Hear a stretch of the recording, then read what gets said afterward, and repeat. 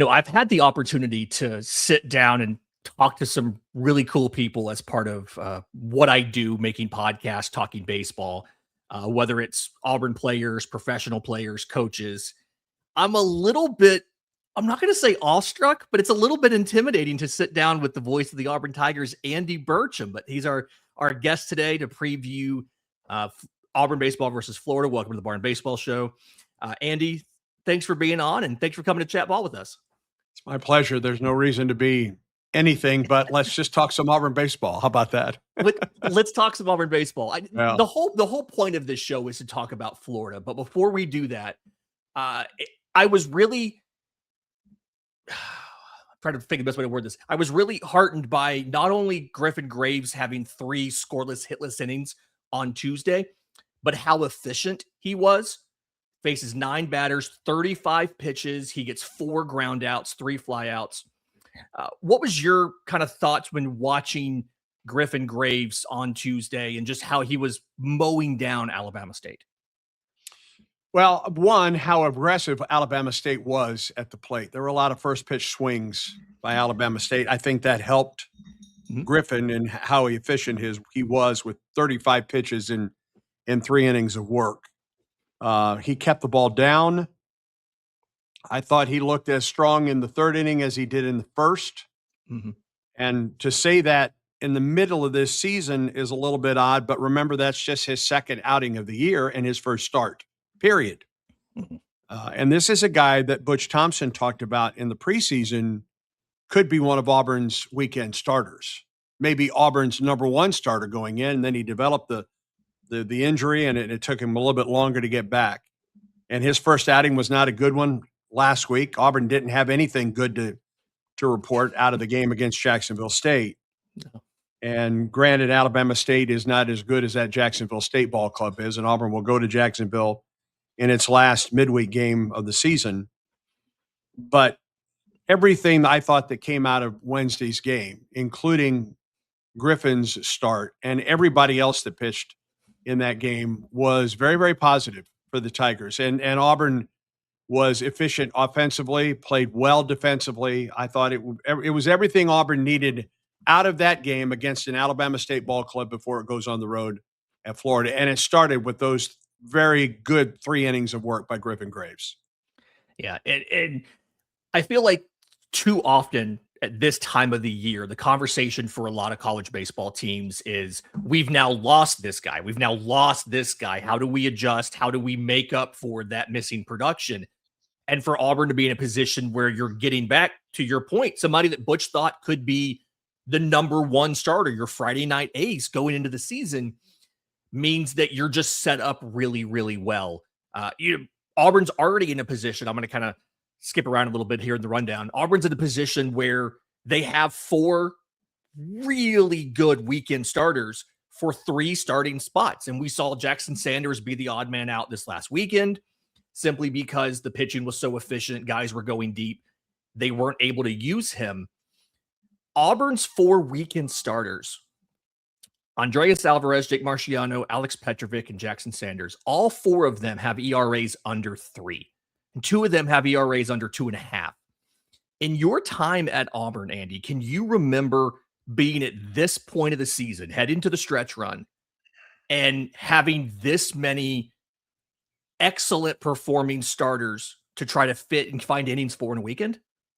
Not at this point, because typically, as you mentioned, you're talking about, oh, we've lost this guy. When do we get him back? Will we get him back in time for the SEC tournament? Will we get him back in time for those last couple SEC weekends?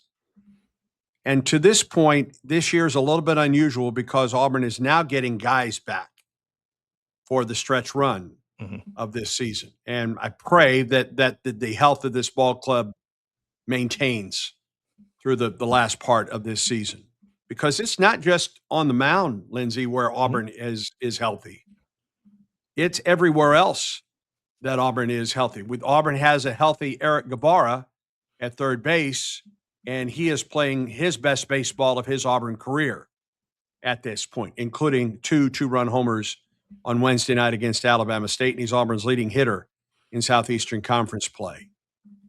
So this is this is kind of uncharted territory Yeah. right now as far as its health is concerned. And listen, the odds are that something's going to happen in the last half of this Southeastern Conference season. But to be at this point with the health that it has, and to your point with regard to its pitching staff, Mhm.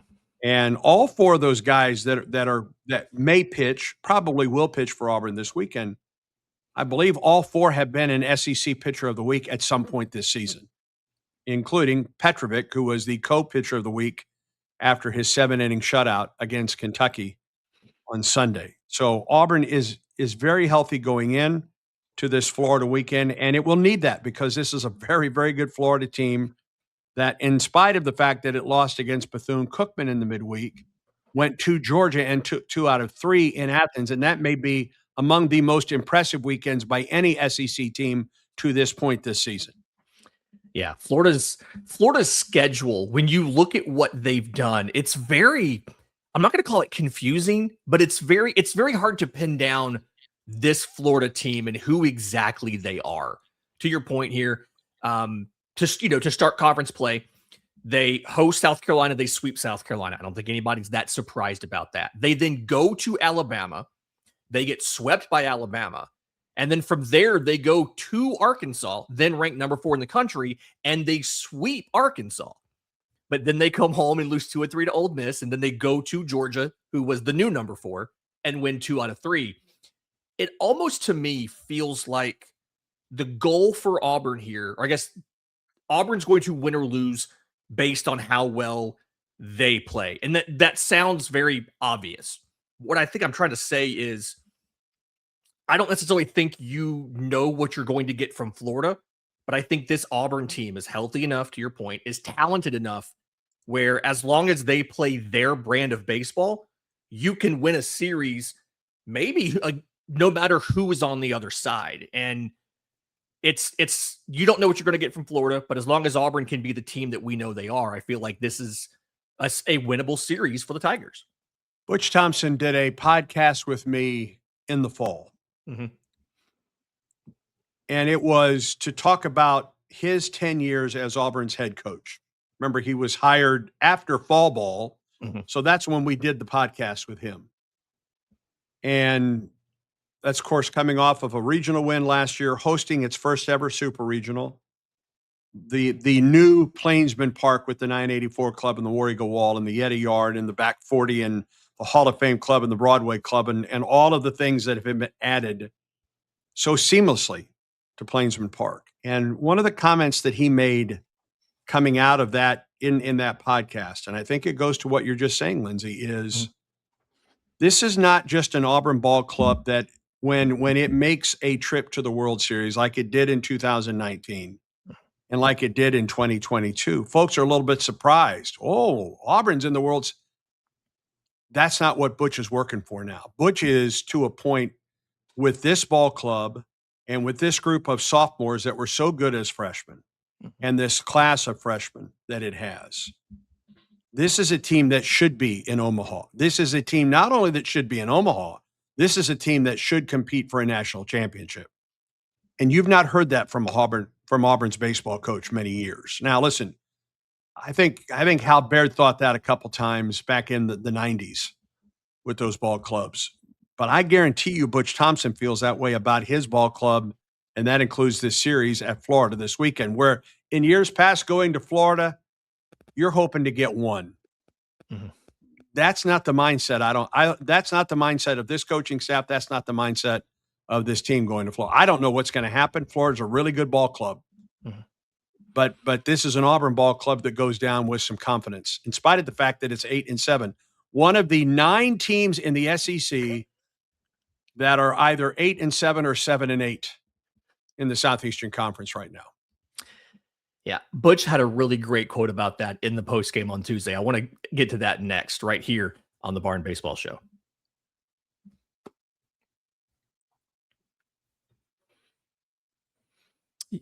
You touched on it, Andy, that the middle of the conference is just a kind of a large mass of teams here, a cluster in the standings.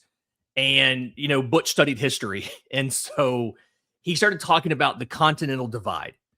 and how the goal here for Auburn is just to end up on the right side of the divide. How there's, Florida's also 9-6 in conference play, and the goal is just to win more games than the teams that are in this grouping with you. And to your point, the expectations should be different. The expectation, like to me, it's not get to Omaha, it's win games in Omaha. They've been to Omaha multiple times under Butch.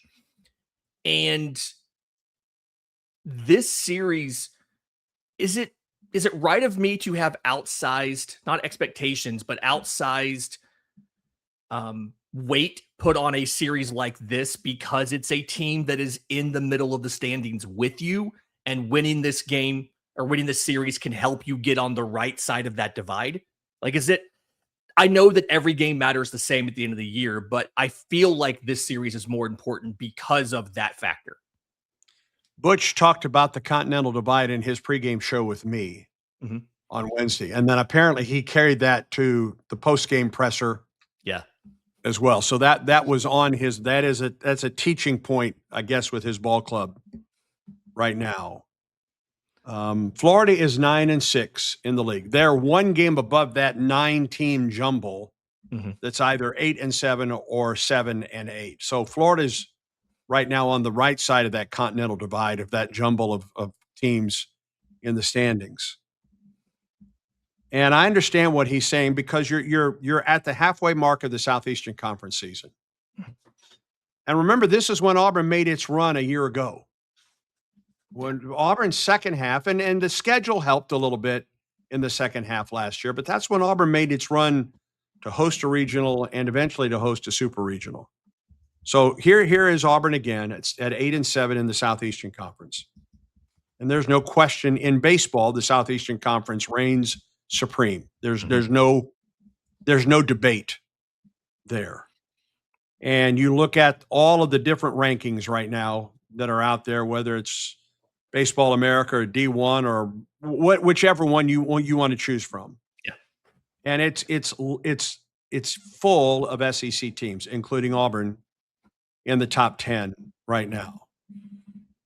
And now you go to a Florida team that is 9-6, comes off of a series win at Georgia, which again I think is among the most impressive that we've seen in a Southeastern Conference series this year, considering how well Georgia was playing and the fact that it was in Athens. And now you go down there, and I think he feels that this is an Auburn ball club that should not be surprised if it comes out of Gainesville on Saturday. And remember, this is a Thursday, Friday, Saturday series with a series win in Gainesville. And that's not been easy for Auburn to do in many, many years. Typically, you come out of there, you're a little bit disappointed. Auburn goes down there this year and wins 2 out of 3. I don't think they're going to come back going, wow, we're surprised. No, I don't think this Auburn team is surprised at all if it goes to Florida and gains 2 out of 3 or even a sweep. That might be a surprise this weekend. And this is a good Florida team. I'm not trying to take anything away from the Gators, but this is a good Auburn ball club too. And you've seen Auburn, I feel like, I'm not going to say overperform, but be able to hold their own against some of those elite pitchers, against some of those elite teams. I'm thinking about Paul Skeens coming to Plainsman Park with that LSU club that went on to win the national championship, and Auburn gets through that game against him and has a really good showing in the series. It almost feels like the mentality of a Butch Thompson ball club. To your point, they expect to win, but they're not intimidated by anybody. No, I don't agree. I agree. I agree with you wholeheartedly. Yeah, that's. I think part of that is the core of this ball club right now is that sophomore class that played on that team a year ago that hosted a regional and that hosted a super regional. And not only played, but those guys were key members a year ago, and obviously they're key members this year with Rembert and Freilich and Bub Terrell and these pitchers that have pitched so very well for Auburn. Listen, the 1997 team that went to the World Series for Auburn, obviously Tim Hudson was the star of that team and went on. He won one of the 3 National Players of the Year with Lance Berkman at Rice and J.D. Drew at Florida State. But you look at the makeup of that ball club that season, there were a couple seniors on that team, but that team was made up of a fabulous sophomore class. Casey Dunn behind the plate was one of those leaders, now the head coach, obviously, at UAB. So to me, that 97 team is a little bit, it reminds me, this ball club reminds me a little bit of that 97 team because, and this is the difference. The 96 team for Auburn was not a good one. It didn't even make the SEC tournament. That was when they only took 8 teams to the SEC tournament, and Auburn wasn't one of those. Yeah. But that sophomore class played a ton as freshmen, and by the time they were sophomores, they had a World Series team that ended up going to the old Rosenblatt Stadium and beat Rice in the second game. And this team reminds me of that team because of this class of sophomores and that class of sophomores on that 97 team. I feel like the 97 team, everybody forgets because you think about Casey Dunn being behind the plate and being so good. They also had David Ross on that team as well. Right. Like they had 2 fantastic catchers. I know Casey played some first base and all of that. On the note of the historical stuff real quick, I want to pick your brain as kind of an unofficial Auburn athletics historian here. When I think about this current rotation, this weekend rotation, these 4 guys that Auburn has, and I try to think about the right comparison for what they compare to in the past, my mind immediately goes to 2022 as somebody who is still newer to the Auburn area, but thinking about that grouping of starters and Trace Bright and Joseph Gonzalez and Mason Barnett and Hayden Mullins, there's got to be a better historical comparison to having this quartet of starters on the weekend that you can think of versus my thoughts of 2022 and those 4 guys. Well, I don't want to jump the gun on this just yet. Okay. Okay. But my first year doing baseball with the legend Rod Bramblett was the 95 team. A 95 team that was the national number 1 seed going into the NCAA tournament and should have hosted in the old years where you played a regional and then went to Omaha. But Auburn did not have the facility. It was before Plainsman Park, what we now know as Plainsman Park, was built. I mean, it was the old aluminum bleachers and the tiny press box and no bathroom facilities on site and that type of thing. So that team did not get to host that year and went to Oklahoma State and eventually lost to Oklahoma, went to Oklahoma City, and could not get out of that regional and didn't get to go to Omaha. But that team had John Powell and Ryan Halla as starting pitchers. Boy, it's hard for me to get past those guys. Now, there's another group, Brent Schoening and Eric Brandon and Corey Dewitt, that were really 3 good starters. Brandon throws a perfect game that year. They combined, I think they or someone else combined on another no-hitter that year, but they didn't finish especially strong that year. That team you're talking about in 22 did. Yeah. And it also had 2 hosses on the back end of that came in middle relief and skipper. And then, you had the stud coming in to close it out for you. Blake Burkhalter, who now is a starter, no longer a closer, now a starter. Actually, the Braves are moving him back to relief now. Well, that's smart. Yeah, because I think that's where he's best. So I don't know how to compare this team yet because to this point of the season, they've been really, really good. And part of the fact is that they have been healthy. And now, as we mentioned, you're getting Griffin Graves back. How much he's used from now on, how much can Auburn expand his outings, whether it's in relief on a weekend or as a starter, perhaps, and a midweek. I think that would be, I think that's, if he's going to start, I think right now the midweek is where it is for Griffin. This group could be very, very special, especially if it stays healthy. and effective as it has been through the first half of the Southeastern Conference season. And it will need to be this weekend at Florida. Yeah, very, very good Florida team. And game time 7 p.m. on Thursday, 5:30 on Friday, and then an early game on Saturday. They're playing at noon on Saturday, so 11 Yeah, a.m. and those are Eastern times. Those are the Eastern times. Yeah. So 11 a.m. body clock on Saturday. Right. It's like the old travel ball days, or something you would see at the SEC tournament when your night game gets rained out and you have to come back the next morning and play. Exactly. Yeah. Brad Law will have the call this weekend of the Auburn Sports Network. I'm not with them. I'll be here for the A-Day football game. That's the reason I'm not making the trip to Florida this weekend. So Brad will have it solo down there in Gainesville. I do feel like that's a tough trip to miss, Andy. Like I feel like Gainesville's not a bad town, not a bad ballpark. Condren Family Ballpark's not a bad ballpark to call in. It's a beautiful, beautiful ballpark. It'll be the second time I believe that Auburn has played in that new facility in Gainesville. Mm-hmm. Lindsay, I hate missing any game. I do. I mean, I have a job to do here. Yep. And looking forward to the A-Day game at 2:00 on Saturday, but I hate to miss any ball game. And I'll be tuned in and listening to Brad all 3 games this weekend and pulling for the Tigers. Absolutely. Same thing here. I think Brad is fantastic on the radio. He does a great job of calling baseball. It's an art when you get to baseball, and I think that both you and him are fantastic at it, and I really enjoy his calls.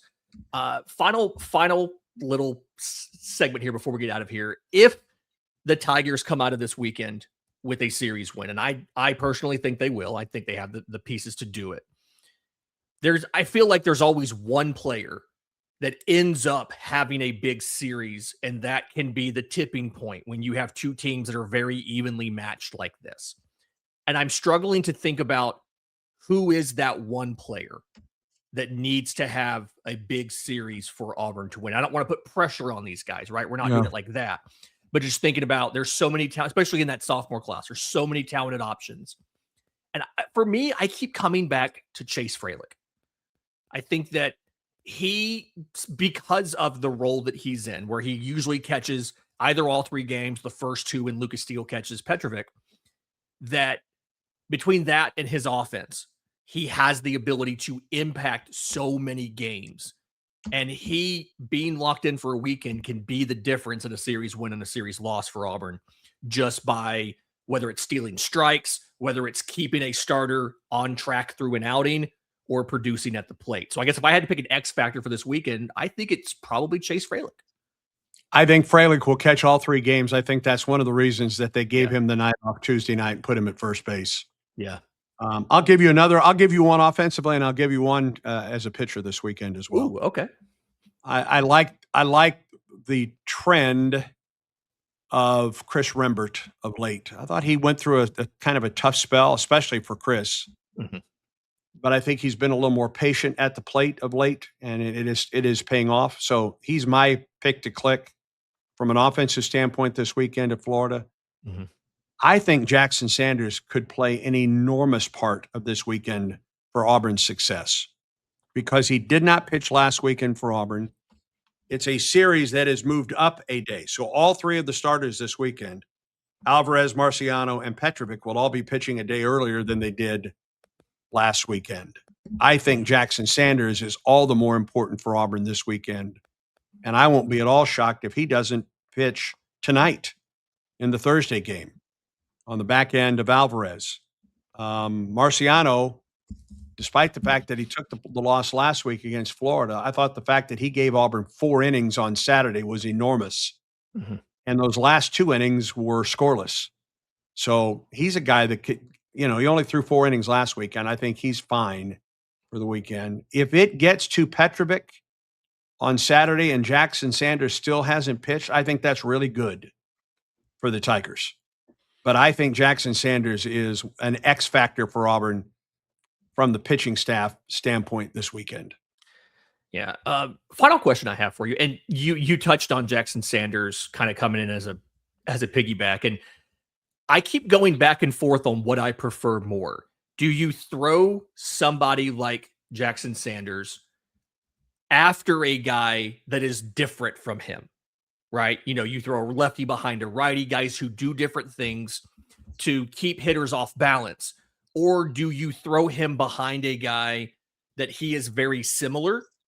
And the idea is if they are this, so let's say they can't figure out Jake Marciano, we're then going to get a very similar pitcher behind him and keep that going. Because I've seen both, and I feel like wanting the contrast is the best idea. But I'm curious what Andy Burcham thinks about the plan. Do you go with what's working? Yes. I think this I think it's everything. Yeah. I think this weekend Jackson Sanders is the guy that they need if they need 4 strong innings after a really good outing by Andres Alvarez on Thursday, or Jake Marciano on Saturday, or Friday, excuse me, or Alex Petrovic on Saturday. I think ideally you'd love to be able to do that. Yeah. You know, where you can really strategize. All right, where are we going to use him? And we're going to hold off and use him. I don't think that's the case for Sanders this weekend. I think he's pitching for Auburn when Auburn needs him, regardless of who the starter has been. Yeah. They're fine with either one. They just want to get that arm into the game and stack innings. And I do think if you can use less relievers in game 1, that definitely does help you. So I see the benefit there of. I love the matchup tonight.